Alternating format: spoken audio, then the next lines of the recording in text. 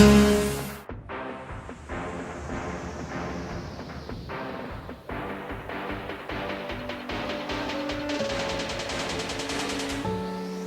कहानी है हल्क की, एक मॉन्स्टर जो कि आसमान से प्लेनेट सकार पर जा गिरा। एक ऐसा प्लेनेट जो कि और मॉन्स्टर्स से भरा हुआ था। उन मॉन्स्टर्स ने उसे मारा, उसे जलाया, उसे खाने की कोशिश करी, पर तब भी हल्क असली मॉन्स्टर्स को नहीं भूला। वो कमज़ोर इंसान जिन्होंने हल्क को वहाँ सकार पर भेजा। Doctor strange, mister fantastic, iron man, black bolt, उन्होंने हल्क को स्पेस में छोड़ दिया, ये सोचते हुए कि वो दुनिया को बचा रहे हैं, ये सोचते हुए कि अब हल्क मर गया। पर हल्क नहीं मरा, क्योंकि वो एक जख्म के हरे निशान की तरह है। The world breaker, the I of anger, the Hulk. और अब वो अपने घर वापस आ चुका है। तो दोस्तों, आपका स्वागत है world war Hulk comic series में। ये सीरीज़ 2009 में 5 इश्यूज़ में रिलीज़ हुई थी, इसीलिए हम भी इसे 5 एपिसोड्स में दिखाएंगे। इस कॉमिक के इवेंट्स सिविल वॉर के इवेंट्स के बाद हुए हैं, जहां कैप्टन अमेरिका मर चुके हैं, आयरन मैन शील्ड का डायरेक्टर है और अनरजिस्टर्ड सुपर हीरोज़ पर गवर्नमेंट ने रोक लगा रखा है। तो इन सारी बातों को ध्यान में रखते हुए चलिए शुरू करते हैं। North America aerospace defence command outpost में 2 ऑफिसर्स आपस में हंसी मजाक कर रहे थे। तभी उनमें से एक ऑफिसर को सेक्टर 12-3 एप्पल बेकर 44 यानी मून पर नज़र रख रहे सैटेलाइट से मून पर कुछ हलचल होने के सिग्नल मिलते हैं। और तभी एक ऑफिसर दूसरे ऑफिसर को बताती है कि मून पर कुछ है, कुछ बड़ा। और तभी हमें मून पर एडिलन के पास हल्क के पांव दिखते हैं। वहीं पर खड़े होते हैं ब्लैक बोल्ट और मेड्यूसा। मेड्यूसा हल्क से कहती है कि तुम्हारा यहाँ इनह्यूमन्स की ज़मीन पर आना ये बता रहा है कि तुम हमसे जंग लड़ना चाहते हो, पर तुम हमारे राजा से पहले भी हार चुके हो, जिसका मतलब तुम उनसे लड़ना नहीं चाहोगे। फिर मेड्यूसा आगे बोलती है कि ब्लैक बोल्ट का मास्टर ब्लो तुम्हारी हड्डियों के टुकड़े टुकड़े कर सकता है और उनकी धीमी आवाज़ ही तुम्हें सूरज में फेंक सकती है। तब हल्क गुस्से में ब्लैक बोल्ट से बोलता है कि तुमने मुझे स्पेस में फेंका, मेरी दुनिया तबाह करी। मेड्यूसा हल्क को वहीं रुकने को कहती है, पर हल्क अचानक ब्लैक बोल्ट को पकड़ लेता है। और तभी ब्लैक बोल्ट हल्क को धीरे से बोलता है कि बहुत हुआ, और एक ज़बरदस्त फोर्स हल्क को पीछे करती है। हल्क अपनी पूरी ताकत से उस फोर्स को ओवरकम करने की कोशिश करता है, पर कोई फ़ायदा नहीं होता। हल्क दूर जाके गिरता है और ब्लैक बोल्ट वापस मुड़ के मेड्यूसा के साथ वापस एटिलन जाने लगता है। तभी पीछे से आवाज़ आती है कि मैं यहाँ हल्की आवाज़ें सुनने नहीं आया। तभी ब्लैक बोल्ट मुड़ के देखता है कि बड़े से पहाड़ जैसा हल्क उसकी तरफ उछल के आ रहा होता है, और वो ब्लैक बोल्ट से बोलता है कि मैं तुम्हारी चीख सुनना चाहता हूँ। वो सिग्नल और स्ट्रॉन्ग हो जाते हैं। तब वो ऑफिसर अपने पार्टनर से बोलती है कि मैं आपको पहले ही बता रही थी। तब वो दूसरा ऑफिसर अपने कमांडिंग ऑफिसर को बताता है कि मून पर एक एक्सप्लोजन हुआ है, जिससे शायद मून अपने ऑर्बिट से हट चुका है। पर तभी वो सिग्नल गायब हो जाते हैं। तब हम देखते हैं कि सारे मीडिया वाले शील्ड डायरेक्टर टोनी स्टार्क का इंटरव्यू लेने की कोशिश कर रहे होते हैं, पर टोनी अमेरिकन प्रेसिडेंट से फ़ोन पर पूछ रहा होता है कि किसी चीज़ ने हमारी सैटेलाइट को हिट किया है, इसीलिए आपको मुझे छानबीन के लिए ऑर्डर देने होंगे। जिस पे प्रेसिडेंट कहते हैं कि अब बहुत देर हो चुकी है, वो न्यूयॉर्क पहुंच चुका है। और तब हम देखते हैं हल्क का स्पेसशिप, जो कि मैनहट्टन के बीच में एक बड़ी सी हल्क की इमेज प्रोजेक्ट करता है। तब हल्क सबसे बोलता है कि कमज़ोर इंसानों, मैं यहाँ तबाही मचाने आया हूँ और तुम्हें पता होना चाहिए कि इस चीज़ का जिम्मेदार कौन है। तभी हर स्क्रीन पर doctor strange, black bolt, iron man और रीड रिचर्ड्स की इमेज दिख रही होती है। तब हल्क आगे कहता है कि तुम जिन्हें हीरोज़ कहते हो, मैं उन्हें मॉन्स्टर्स कहता हूँ। एक बार इनकी बात सुनो, जो कि इन्होंने मुझे मारने की कोशिश करने से पहले कहा था। तब हमें रीड की बातें सुनाई देती हैं। रीड उस फुटेज में बोल रहा होता है कि ब्रूस, मैंने हमेशा तुम्हें अपना दोस्त समझा है और इसीलिए मैं तुमसे माफ़ी मांगना चाहता हूँ, पर हम सबकी भलाई के लिए ही मैं तुम्हें दूर भेज रहा हूँ। हमारे पास अब चैन से जीने का यही तरीका बचा है। तब हल्क सबको बताता है कि इन चारों ने मुझे स्पेस में फेंक दिया। उन्होंने मुझे एक प्लैनेट पर भेजा जिसका नाम था सकार, जहाँ मुझे मारा काटा जा सकता था। वहाँ के राजा ने पहले मुझे अपना गुलाम बनाया, फिर उसने मुझे एक ग्लैडिएटर बनाया और तब उन्होंने मुझे मरने के लिए भेज दिया, पर मैं अपने साथियों के साथ बच गया। और तब हल्क अपने साथियों का होलोग्राम सबको दिखाता है। फिर हल्क आगे बताता है कि हमने मिलकर अपनी दुनिया बनाई, मैं वहाँ का राजा बना और मेरी एक रानी भी थी, पर तभी तुम्हारे हीरोज़ ने एक बॉम्ब भेज दिया और लाखों लोग मारे गए। तब हल्क अपनी शिप से बाहर निकलते हुए सबसे बोलता है कि अब ये सिटी तबाह होगी और तुम सभी के पास यहाँ से निकलने के लिए सिर्फ 24 घंटे का वक्त है। तो जब मैं वापस आऊँगा तब मुझे अपने सामने मिस्टर फैंटास्टिक, आयरन मैन और डॉक्टर स्ट्रेंज चाहिए, और अगर वो मेरे सामने नहीं आए तो मैं ये करूँगा। और तब हल्क उन सबको ब्लैक बोल्ट को बुरी हालत में दिखाता है और आगे बोलता है कि मैं इस पूरे प्लेनेट की ये हालत कर दूंगा। और ऐसा कह के हल्क वहाँ से चला जाता है। तब हम देखते हैं आयरन मैन को, जो कि मून के सिग्नल एनालाइज करने वाले कमांडिंग ऑफिसर से कहता है कि मैं सैटेलाइट ठीक करने जा रहा हूँ, पर वो ऑफिसर मना करता है, जिसपे आयरन मैन कहता है कि मैं पूछ नहीं रहा हूँ। तब आयरन मैन स्पेस में पहुँच के बोलता है कि मैं सैटेलाइट के मेन फ्रेम में घुस के कोड ठीक कर रहा हूँ, मुझ पर नज़र रखो। हल्क की शिप से कोई उन सैटेलाइट्स को कंट्रोल कर रहा था।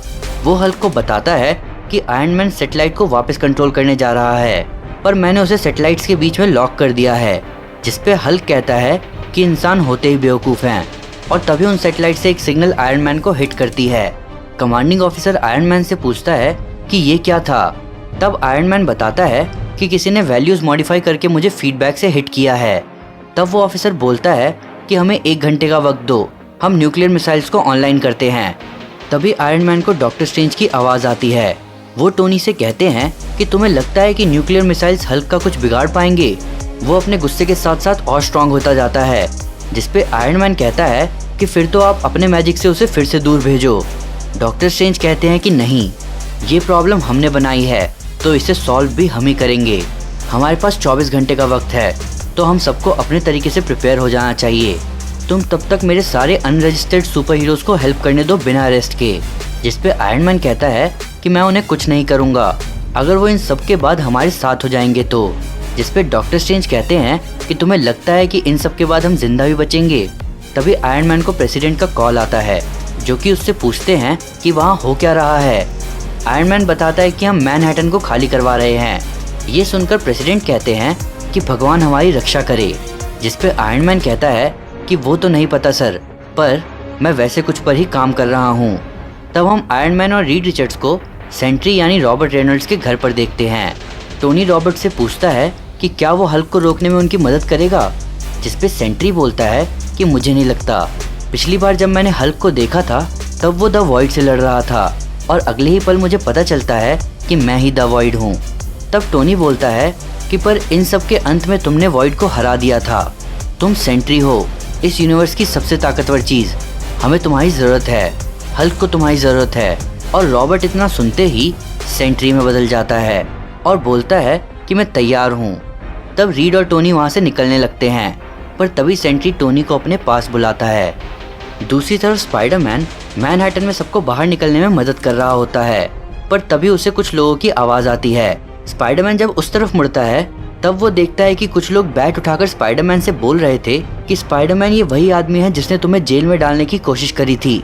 ये वही है जिसने हल्क को स्पेस में भेजा और अब ये हमारे घर चुराना चाहता है।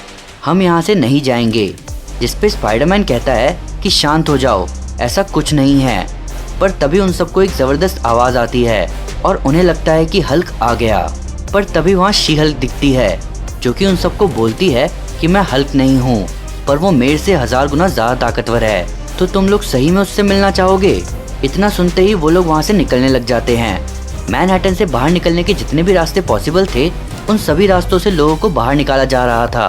तभी एक ऑफिसर स्पाइडरमैन से पूछता है कि ये ब्लैक बोल्ट है कौन। स्पाइडरमैन बताता है कि हल्क की पिटाई से पहले वो इस गैलेक्सी का दूसरा सबसे स्ट्रॉन्ग आदमी था, पर अब वो तीसरा हो चुका है। तभी आसमान में सबको एक रोशनी दिखती है और तब स्पाइडरमैन चिल्लाता है कि अब चिंता की बात नहीं है, नंबर 1 आ गया है, जो कि है सेंट्री। पर तब उन लोगों को पता चलता है कि वो सेंट्री नहीं बल्कि टोनी स्टार्क है हल्क बस्टर आर्मर में। स्पाइडरमैन टोनी से कहता है कि मैं कुछ बुरा नहीं बोल रहा आपको, पर मैं सेंट्री को एक्सपेक्ट कर रहा था। जिसपे आयरन मैन कहता है कि वो यहाँ होगा जब सही समय आएगा। तभी स्पाइडरमैन का स्पाइडर सेंस बचता है और तभी सबको हल्क की शिप दिखती है।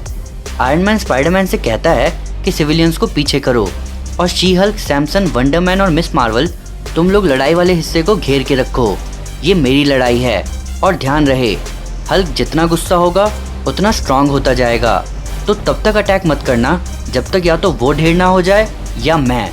और तब हल्क अपनी शिप से बाहर निकलता है और निकलते ही हल्क आयरन मैन की तरफ और आयरन मैन हल्क की तरफ बढ़ता है और तभी उन दोनों के बीच एक ज़बरदस्त टक्कर होती है और उस टक्कर से निकलती है एक वेव जो कि आसपास की हर चीज को हिला देती है।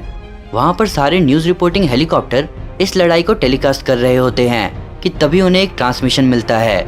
वो ट्रांसमिशन टोनी स्टार्क का होता है, जो कि सभी लोगों से कह रहा होता है कि मैं हूँ टोनी स्टार्क, आयरन मैन और डायरेक्टर ऑफ शील्ड, और हाँ, मैंने ही हल्क को स्पेस में भेजा था। तो अगर उसके वापस आने के लिए आप लोग किसी को जिम्मेदार मानना चाहते हैं तो वो हूँ मैं। और तब आयरन मैन हल्क को पकड़ के नीचे ला रहा होता है और सबसे बोल रहा होता है कि मैंने सब कुछ किया है, सब कुछ कर रहा हूँ और हर पूरी कोशिश करूँगा इस दुनिया को बचाने के लिए। किसी ने मुझे कभी कहा था कि महान ताकत के साथ महान रिस्पॉन्सिबिलिटी भी आती है, जो कि सुनने में बहुत सिंपल लग रहा है, पर ये बात सिंपल नहीं है। और तभी आयरन मैन हल्क को ज़मीन पर दे मारता है। फिर वो आगे बोलता है कि अपने आर्मर को पहनने के बाद मेरे अंदर आप सभी से ज़्यादा पावर होती है और मेरे दिल में सबसे ज़्यादा रिस्पॉन्सिबिलिटी, पर आज मैं अपना काम करूँगा।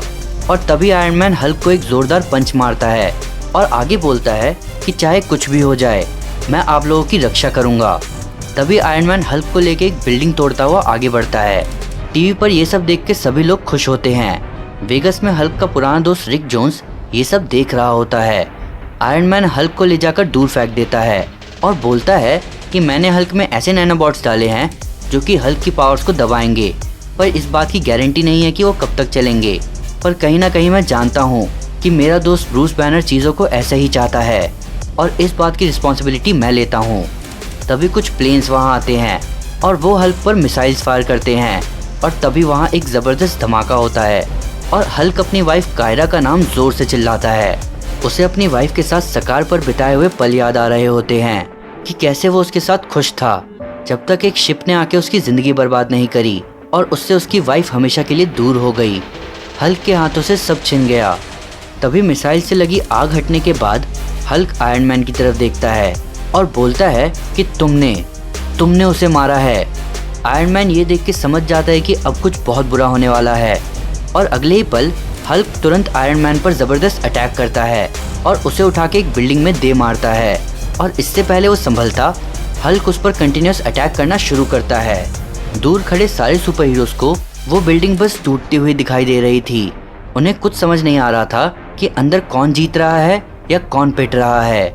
हल्क बिना रुके हल्क बस्टर आर्मर को तहस नहस करता जा रहा था और जब ये सब खत्म होता है तब उस बिल्डिंग का टॉप हिस्सा नीचे गिर जाता है और तभी सारे सुपर हीरोज़ भाग के वहाँ देखने जाते हैं कि कौन जीता। उन सबको वहाँ पड़े मलबे में बस एक परछाई दिखती है और उस मलबे से सिर्फ एक ही आदमी निकलता है, जोर से गुर्राता हुआ हल्क।